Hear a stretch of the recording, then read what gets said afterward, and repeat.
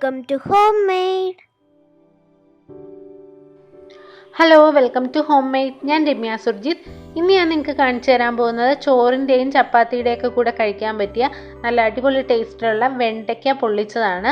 ഇതെന്നോട് മാനസി ആവശ്യപ്പെട്ടിരുന്നതാണ്. മാനസി മിക്കവാറും എനിക്ക് കമൻറ്റ് ഇടാറുള്ള എന്നെ നന്നായിട്ട് സപ്പോർട്ട് ചെയ്യുന്നൊരു കുട്ടിയാണ്. അപ്പോൾ മാനസി ഇത് കാണുന്നുണ്ടാവുമെന്ന് പ്രതീക്ഷിക്കുന്നു. അതുപോലെ തന്നെ നിങ്ങൾക്ക് എല്ലാവർക്കും ഇഷ്ടപ്പെടും. എല്ലാവരും ഒന്ന് ട്രൈ ചെയ്ത് നോക്കുക. ഇഷ്ടപ്പെട്ടാൽ ചാനൽ സബ്സ്ക്രൈബ് ചെയ്യാൻ മറക്കരുത്. അതുപോലെ തന്നെ തൊട്ടടുത്തുള്ള ബെൽ ബട്ടൺ കൂടെ ക്ലിക്ക് ചെയ്യുക. എന്നാൽ മാത്രമേ ഞാനിടുന്ന വീഡിയോസിൻ്റെ നോട്ടിഫിക്കേഷനൊക്കെ നിങ്ങൾക്ക് കൃത്യമായിട്ട് കിട്ടുള്ളൂ. അപ്പോൾ നല്ല സൂപ്പർ ടേസ്റ്റിലുള്ള വെണ്ടയ്ക്ക പൊള്ളിച്ചത് എങ്ങനെയാണ് ഉണ്ടാക്കുന്നത് നമുക്ക് നോക്കിയിട്ട് വരാം.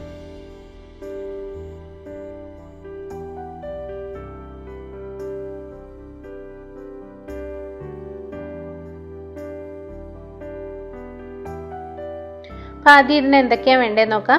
ഞാനൊരു 250 ഗ്രാം വെണ്ടയ്ക്ക നന്നായിട്ട് ക്ലീൻ ചെയ്ത് സാമ്പാറിനൊക്കെ നമ്മൾ മുറിക്കുന്ന ആ ഒരു വലിപ്പമില്ലേ, ആ വലിപ്പത്തിൽ ഞാൻ മുറിച്ചെടുത്തിട്ടുണ്ട്.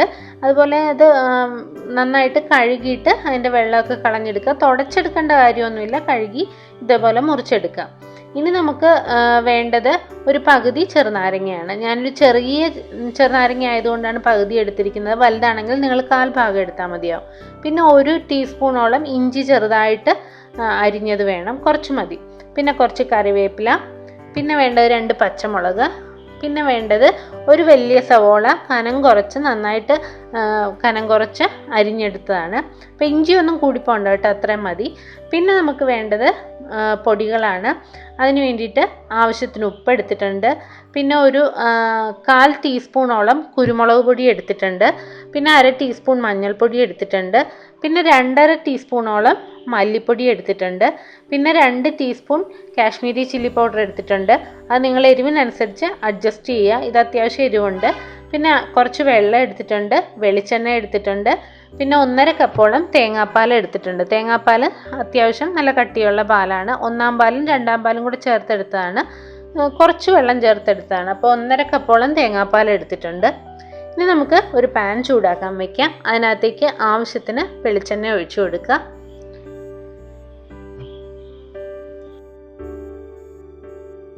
എണ്ണ ചൂടായി വരുമ്പോൾ അതിനകത്തേക്ക് നമുക്ക് ഇഞ്ചി അരിഞ്ഞു വെച്ചത് ചേർത്ത് കൊടുക്കാം. ഇഞ്ചി ഏകദേശം 1 ടീസ്പൂണാണ് ഞാൻ ചെറുതായിട്ട് അരിഞ്ഞെടുത്തേക്കുന്നത്. നിങ്ങൾ വേണേൽ ചതച്ചും ചേർക്കാവുന്നതാണ്.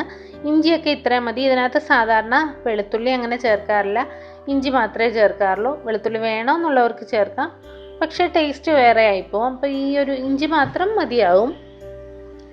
ഇനി ഇഞ്ചി ഒന്ന് ചെറുതായി വാടി വരുന്ന സമയത്ത് നമുക്കിതിനകത്തേക്ക് കറിവേപ്പിലയും പച്ചമുളകും ചേർത്ത് കൊടുക്കാം.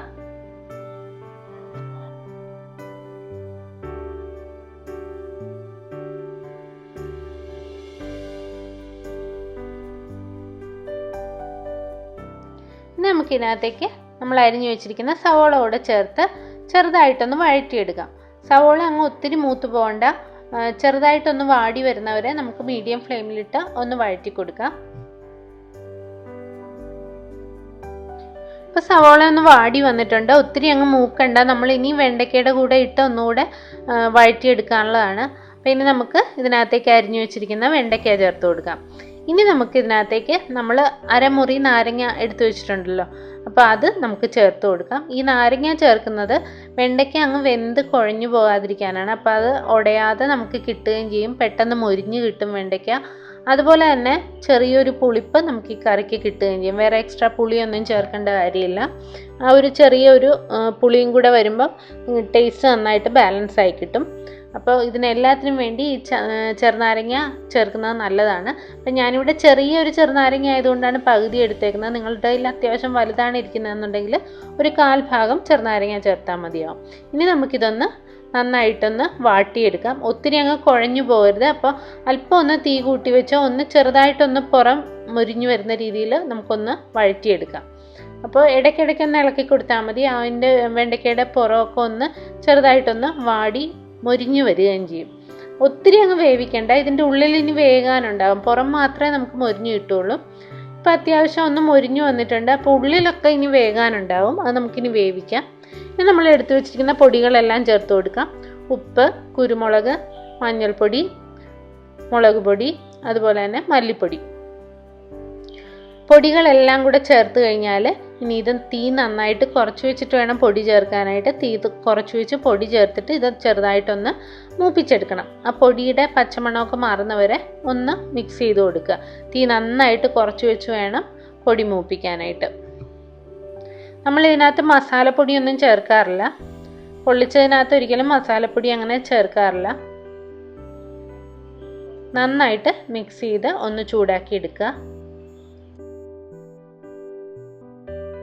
ഇപ്പോൾ പൊടിയൊക്കെ മൂത്ത് വന്നിട്ടുണ്ട്. ഇനി നമുക്ക് ഇതിനകത്തേക്ക് കുറച്ച് വെള്ളം ചേർത്ത് കൊടുക്കാം. ഞാനിപ്പോൾ ഇവിടെ ഏകദേശം ഒരു 1/4 കപ്പോളം വെള്ളം ചേർത്ത് കൊടുക്കുന്നുണ്ട്. നിങ്ങൾക്ക് ഗ്രേവി എന്തുമാത്രം വേണം എന്നനുസരിച്ചിട്ട് വെള്ളം ചേർത്ത് കൊടുക്കുക. ഒത്തിരി അങ്ങ് വെള്ളം ചേർത്താൽ അത് ലൂസായി പോവും. അപ്പം ഞാനിവിടെ 250 ഗ്രാം വെണ്ടയ്ക്കയ്ക്ക് ഇപ്പോൾ ഏകദേശം 1/4 കപ്പോളം വെള്ളം, ഞാൻ 1/4 ഗ്ലാസ് വെള്ളം ചേർത്ത് കൊടുത്തിട്ടുണ്ട്. ഒരു ഗ്ലാസ് വെള്ളം എടുത്ത് വെച്ചാൽ 1/4 ഗ്ലാസ് മിച്ചമുണ്ട്. അപ്പോൾ ഒരു 1/4 ഗ്ലാസോളം വെള്ളം ചേർത്ത് കൊടുത്തിട്ടുണ്ട്. ഇനി ഇത് നന്നായിട്ട് മിക്സ് ചെയ്തതിന് ശേഷം നമുക്കിതൊന്ന് മൂടി വെച്ച് കുറച്ച് നേരം ഒന്ന് വേവിച്ചെടുക്കാം. ഒരു 5 മിനിറ്റിനകം ഇത് വെന്ത് കിട്ടും. വെണ്ടയ്ക്കയുടെ പുറമൊക്കെ മൊരിഞ്ഞതല്ലേ, അപ്പോൾ ഉള്ളിലൊന്ന് വേകാനായിട്ട് ഒരല്പം സമയം എടുക്കും. അതുപോലെ തന്നെ വെണ്ടയ്ക്കയിലേക്ക് ഗ്രേവിയൊക്കെ നന്നായിട്ട് പിടിക്കുകയും ചെയ്യും. ഇപ്പോൾ ഏകദേശം ഒരു 5 മിനിറ്റ് മൂടി വെച്ചപ്പോൾ ഗ്രേവിയൊക്കെ നന്നായിട്ട് തിക്കായിട്ട് വന്നിട്ടുണ്ട്. ഇനി ഇത് ഉള്ളിലൊക്കെ വെന്തിട്ടുണ്ടോ എന്നൊന്ന് ടേസ്റ്റ് ചെയ്ത് നോക്കിയാൽ നമുക്ക് അറിയാൻ പറ്റും. അങ്ങനെ വെന്ത് കഴിഞ്ഞാൽ തീ കുറച്ച് വെച്ചിട്ട് നമുക്ക് ഇതിനകത്തേക്ക് നമ്മൾ എടുത്തു വെച്ചേക്കുന്ന തേങ്ങാപ്പാൽ ചേർക്കാം. ഇത് ഞാൻ 1.5 കപ്പ് തേങ്ങാപ്പാൽ എന്ന് പറഞ്ഞാൽ ഏകദേശം അരമുറി തേങ്ങയുടെ പാലാണ് എടുത്തിരിക്കുന്നത്. അപ്പോൾ അത് അധികം വെള്ളം ചേർക്കാത്ത രീതിയിൽ തീരെ ലൂസായി പോകാത്ത പാല് നമ്മൾ പിഴിഞ്ഞെടുക്കുക.